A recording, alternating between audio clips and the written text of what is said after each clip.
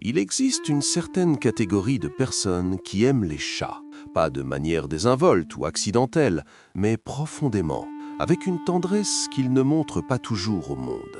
Les gens qui aiment les chats sont souvent ceux qui comprennent ce que c'est que de traverser la vie discrètement, prudemment, parfois de manière invisible. Et c'est peut-être pour cela que cette histoire parle en réalité de vous et des facettes de votre personnalité que vous ne laissez pas toujours les autres voir. Voyez-vous, la psychologie des personnes qui aiment les chats ne se résume pas à une simple préférence pour un animal. Il s'agit de tempéraments, de paysages émotionnels et des manières subtiles et complexes dont nous créons des liens. C'est l'apanage de ceux qui ne recherchent pas l'attention bruyante, qui n'ont pas besoin du chaos, de l'approbation ou des applaudissements du monde pour se sentir complet. C'est l'histoire des cœurs qui battent silencieusement, mais profondément. Si vous aimez les chats, si vous les aimez vraiment, il y a de fortes chances que vous soyez quelqu'un qui reconnaît la valeur de la douceur dans un monde qui récompense souvent le contraire. Vous êtes quelqu'un qui comprend la patience, car avec les chats, rien ne peut être précipité. La confiance doit se gagner lentement, comme une fleur qui s'ouvre un pétale à la fois. Et peut-être que cela reflète quelque chose en vous, un désir d'être approché avec douceur, d'être compris sans être bousculé, d'être aimé sans avoir à faire semblant. Peut-être avez-vous toujours été ainsi, l'enfant qui préférait les coins tranquilles, l'adolescent qui ressentait les choses intensément mais les exprimait rarement, l'adulte qui aime profondément mais en privé, dont l'affection n'est pas bruyante mais loyale. Et les chats, avec leur manière discrète et mystérieuse, vous renvoient cette image. Les psychologues parlent souvent de style d'attachement, de la façon dont nous nous lions aux autres, dont nous recherchons la proximité ou l'indépendance. Les amoureux des chats incarnent souvent un mélange des deux. Ils désirent la connexion, mais aussi leur espace. Ils veulent aimer, mais à leur propre rythme, à leur manière, tout comme les animaux qu'ils adorent. Les personnes qui aiment les chats ont tendance à posséder un rythme émotionnel unique, qui n'est pas toujours évident pour le monde extérieur. Elles peuvent être introspectives, observatrices, sensibles à des détails que les autres ignorent. Elles remarquent le tressaillement d'une oreille, le changement subtil dans la posture d'un chat, la façon dont une queue s'enroule lorsque la confiance commence à naître. Elles sont à l'écoute des micro-expressions, non seulement chez les animaux, mais aussi chez les gens. Elles ressentent les courants sous-jacents dans une pièce avant tout le monde. Elles sentent la tension, la tristesse inexprimée, la joie silencieuse. Et elles y répondent non pas avec du bruit, mais avec leur présence. Vous êtes-vous déjà demandé pourquoi les chats sont attirés par la personne qui ne les approche pas en premier? La psychologie derrière cela est simple. Les chats gravitent autour d'une énergie non menaçante. Ils font plus confiance à l'observateur tranquille qu'à celui qui les poursuit avec empressement. Et beaucoup de gens qui aiment les chats le comprennent intuitivement. Ils savent comment s'asseoir patiemment et laisser la connexion s'établir naturellement. Ils savent comment honorer les limites d'un autre être. Ils savent que l'affection est plus belle lorsqu'elle est méritée et non exigée. Et peut-être que c'est aussi comme ça que vous aimez les gens. Imaginez l'amoureux des chats assis sur un canapé chez un ami. Tous les autres tendent la main immédiatement. « Viens ici, Minou ». Mais le chat les ignore tous et va s'asseoir à côté de la personne silencieuse dans le coin. Celle qui n'a fait aucun effort, celle qui n'a exercé aucune pression, celle qui existait simplement avec une énergie calme et ouverte, celle qui comprend que certains êtres s'épanouissent dans le silence. Si vous êtes cette personne, alors votre amour est probablement comme ça aussi, doux, patient, intuitif. Vous êtes le genre de personne qui attend que les autres se sentent assez en sécurité pour s'ouvrir.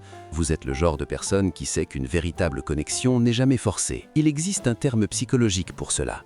Faible intrusivité avec haute réactivité. En d'autres termes, vous ne submergez pas les autres, mais quand ils viennent à vous, vous êtes là, présent, attentif, bienveillant, exactement comme une personne qui tisse des liens profonds avec les chats. Et peut-être que cela explique pourquoi les amoureux des chats se sentent souvent incompris par les gens, mais parfaitement vus par les animaux. Les chats ne vous demandent pas d'être plus bruyants, plus drôles ou plus extravertis. Ils ne vous demandent pas d'expliquer pourquoi vous êtes silencieux, pourquoi vous préférez les petits groupes ou pourquoi vous avez parfois besoin de temps seul. Ils vous acceptent simplement tel que vous êtes. Et parfois, cette acceptation semble plus inconditionnelle que celle que nous recevons du monde. Les personnes qui aiment les chats sont souvent celles qui portent des blessures silencieuses. pas toujours des blessures dramatiques ou visibles, juste celles subtiles qui résultent d'années de sensibilité dans un monde qui ne l'est pas toujours. Ce sont peut-être les enfants qui ont appris tôt à s'apaiser seuls parce que les adultes autour d'eux étaient dépassés, ou les adolescents qui se sont réfugiés dans les livres parce que les gens semblaient imprévisibles, ou les adultes qui ont découvert que la solitude n'était pas un vide, mais une paix. Les chats, avec leur douce indépendance, confirment qu'il est normal d'être ainsi. Ils vous apprennent que la connexion ne requiert pas un bruit constant, que l'amour n'a pas besoin d'être possessif ou dramatique, que la présence peut suffire. Et peut-être que c'est pour cela que tant d'introvertis aiment les chats. Non pas parce que les introvertis n'aiment pas les gens, mais parce que les chats comprennent une forme de compagnie silencieuse, un espace partagé, où rien n'a besoin d'être prouvé. Mais les amoureux des chats ne sont pas seulement des introvertis. Certains sont extrêmement sociaux, expressifs et extravertis. Ce qu'ils partagent cependant, c'est une appréciation pour l'authenticité. Les chats ne simulent pas l'affection. Ils ne font pas semblant de vous aimer pour obtenir quelque chose. Et les gens qui aiment les chats apprécient cette honnêteté, peut-être parce qu'ils aimeraient que les relations humaines soient comme ça aussi. Il existe un concept psychologique appelé la connexion sans masque. C'est la capacité de se sentir proche de quelqu'un sans avoir besoin de jouer un rôle ou de se filtrer. Les amoureux des chats recherchent souvent cela profondément. Avec un chat, vous n'avez pas à parler, vous n'avez pas à impressionner, vous n'avez pas à être en représentation. Il vous suffit d'être présent, ouvert et chaleureux. Et cela semble rare dans un monde où une si grande partie de notre identité est jouée plutôt que vécue authentiquement. Autre fait intéressant, les amoureux des chats ont souvent une plus grande capacité d'empathie, mais pas du genre bruyant et public. C'est une empathie plus silencieuse, une syntonisation avec des signaux émotionnels que les autres manquent. Ils sont l'ami qui remarque votre contrariété avant que vous ne disiez un mot, le collègue qui sent que vous êtes débordé et intervient doucement, le partenaire qui comprend votre silence sans avoir besoin d'une explication.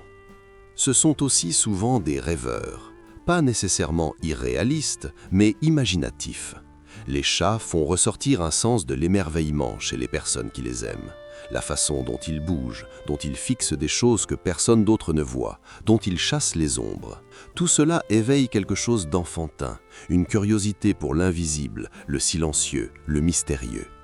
Les amoureux des chats ont souvent des mondes intérieurs riches, remplis de souvenirs, de réflexions et d'histoires qu'ils partagent rarement.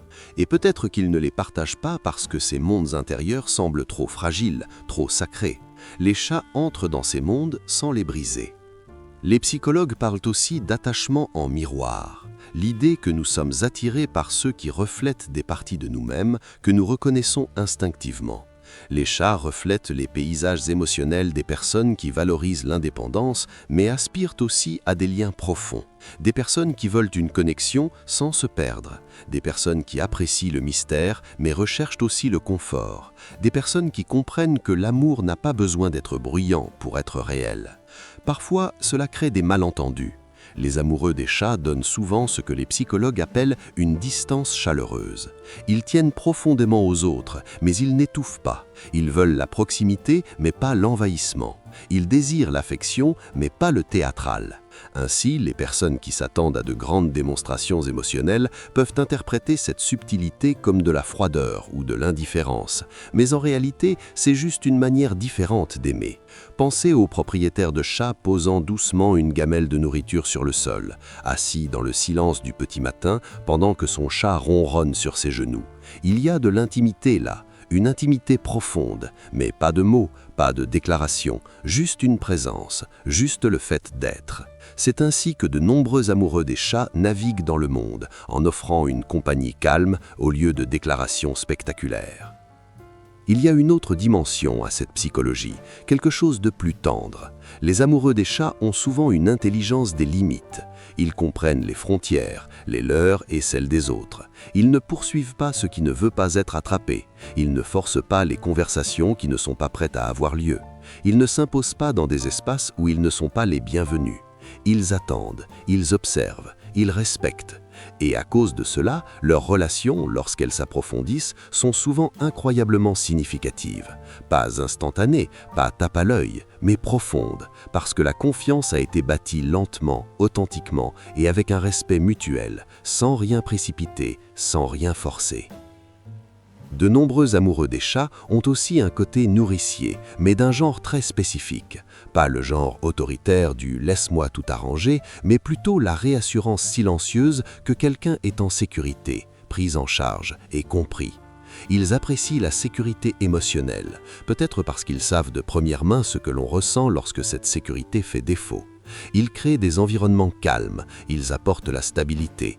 Ils connaissent le pouvoir des petits gestes, laisser une lumière allumée pour quelqu'un qui rentre tard, faire du thé sans qu'on le demande, asseye-toi avec quelqu'un en silence quand les mots ne feraient que compliquer les choses. Leur sollicitude est subtile, mais profondément sentie. Et c'est bien de cela qu'il s'agit. Aimer des chats exige d'apprécier les subtilités.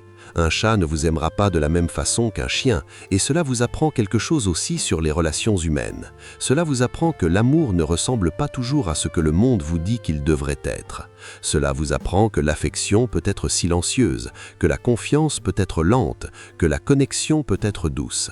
Et c'est peut-être pourquoi les amoureux des chats ont souvent une définition plus flexible de l'amour. Ils voient l'amour sous différentes formes, dans un contact actuel, dans des contacts doux, dans un silence partagé, dans une loyauté qui n'est pas bruyante mais profondément constante. On peut en dire long sur une personne par la façon dont elle traite les animaux. Les gens qui aiment les chats ont tendance à aborder la vie avec patience. Ils comprennent l'ambivalence, ils comprennent la complexité, car les chats sont des créatures complexes. Ils peuvent être affectueux un moment, distants le suivant, et au lieu de s'énerver, les amoureux des chats s'adaptent. Ils se recalibrent, ils respectent que les états émotionnels changent. Ils comprennent que la connexion va et vient, qu'on peut être proche une minute et avoir besoin d'espace la suivante, sans que cela signifie que le lien soit brisé. D'une certaine manière, aimer des chats enseigne la résilience émotionnelle. Cela vous apprend à rester calme dans l'incertitude, à ne pas prendre la distance personnellement, à honorer les rythmes d'un autre être. Et peut-être que cela chape aussi la façon dont les amoureux des chats naviguent dans leur relation avec les gens, avec plus d'acceptation, plus de patience, plus de compréhension que chacun a ses humeurs et ses moments. Il y a aussi une strate plus profonde, plus poétique à tout cela. Les gens qui aiment les chats trouvent souvent la beauté dans l'ordinaire. Ils trouvent le confort dans les routines. Ils notent les petites joies. Ils apprécient les moments infimes, le son silencieux du ronronnement, la chaleur du soleil sur la fourre, le simple acte de compagnie. Ils trouvent du sens dans des choses que les autres ignorent. Et cela en dit long sur leur monde intérieur. Il est riche, vivant d'une magie subtile. Peut-être que c'est vous, peut-être que vous avez toujours été quelqu'un qui voit la beauté là où les autres ne voient rien, quelqu'un qui trouve du réconfort dans les rituels tranquilles, quelqu'un qui valorise la profondeur plutôt que le bruit, quelqu'un qui ressent les choses avec une douceur qui n'est pas toujours visible à la surface. La psychologie des amoureux des chats révèle aussi quelque chose d'autre, un désir de respect mutuel. Les chats ne se soumettent pas, ils n'obéissent pas aveuglément, ils s'engagent dans des relations basées sur l'égalité. Et peut-être que les amoureux des chats apprécient cela, parce qu'eux aussi ils veulent des relations qui semblent équilibrées, non contrôlantes, non étouffantes, non hiérarchiques. Ils veulent la compagnie, pas la possession. Ils veulent le partenariat, pas la domination. C'est pourquoi les amoureux des chats gravitent vers des relations qui semblent fraîches, expressives et respectueuses. Des relations où les deux personnes conservent leur individualité. Ils ne veulent pas se perdre dans l'amour, ils veulent se partager. Il y a une différence. Et c'est peut-être pourquoi quand un chat vous choisit vraiment, cela signifie quelque chose. Ce n'est pas automatique, ce n'est pas garanti, ce n'est pas transactionnel. C'est un lien qui se forme lentement, avec soin et intention. Et quand il arrive enfin, il est profondément gratifiant. Certains psychologues suggèrent même que les personnes qui nouent des liens forts avec des chats tendent à posséder une solitude sécure, la capacité de jouir d'être seul sans se sentir solitaire. Non pas parce qu'ils n'ont pas besoin de connexion, mais parce qu'ils comprennent que leur propre monde intérieur peut être une source de paix. Les chats renforcent cela en servant de modèle d'indépendance et d'apaisement. Ils vous rappellent qu'être seul ne signifie pas être mal aimé, cela signifie simplement être en paix avec soi-même. Et encore une fois, les amoureux des chats chérissent la connexion authentique. Quand un chat se blottit sur votre poitrine, vous suit de pièce en pièce ou montre son affection dans sa manière subtile et silencieuse, cela éveille quelque chose de profond, un sentiment d'être vu, accepté, choisi. Et les amoureux des chats recherchent souvent ce sentiment. Pas d'attention constante, mais de la proximité authentique et intentionnelle. Il y a quelque chose de guérissant là-dedans, quelque chose de tendre, quelque chose qui atteint le cœur d'une personne qui a toujours valorisé la profondeur plutôt que le bruit. Peut-être que vous êtes quelqu'un qui sait ce que c'est d'être mal entendu, d'être qualifié de distant, difficile à cerner ou trop silencieux, alors qu'en réalité, vous êtes juste doux, vous êtes juste observateur, vous êtes juste quelqu'un qui ressent profondément mais l'exprime doucement.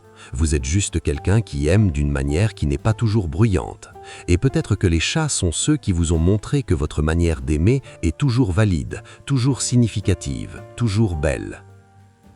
La psychologie des personnes qui aiment les chats est délicate, complexe et profondément humaine. C'est la psychologie des personnes qui comprennent la valeur de la patience, du respect mutuel, de la connexion silencieuse et de l'authenticité émotionnelle. C'est la psychologie des personnes qui aiment sans bruit, prennent soin sans étouffer et se connectent sans se perdre. Peut-être que cette vidéo ne parle pas vraiment de chats, peut-être qu'elle parle de vous, des parties silencieuses de vous, des parties douces de vous, des parties qui aspirent à être entendues.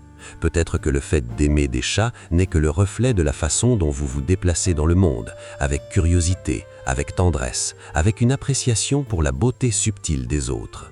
Et peut-être, juste peut-être, qu'ils vous ont choisi parce qu'ils ont vu en vous quelque chose que le monde ignore parfois, la douceur, la profondeur, la patience, la présence, et un cœur qui aime silencieusement, mais complètement. Et si personne ne vous l'a jamais dit, laissez-moi être le premier. Votre façon d'aimer est suffisante. Votre façon d'être est suffisante. Votre silence n'est pas du vide, c'est de la profondeur. Votre patience n'est pas de la passivité, c'est de la sagesse. Votre douceur n'est pas de la faiblesse, c'est de la force. Et le fait que vous soyez attiré par des créatures qui incarnent le mystère, l'indépendance et une affection subtile en dit long sur la beauté qui est en vous. La psychologie des personnes qui aiment les chats est simple et profonde. Ce sont des personnes qui aiment doucement, observent profondément et se connectent authentiquement. Peut-être est-ce qui vous êtes, et peut-être est-ce ce que vous avez toujours été.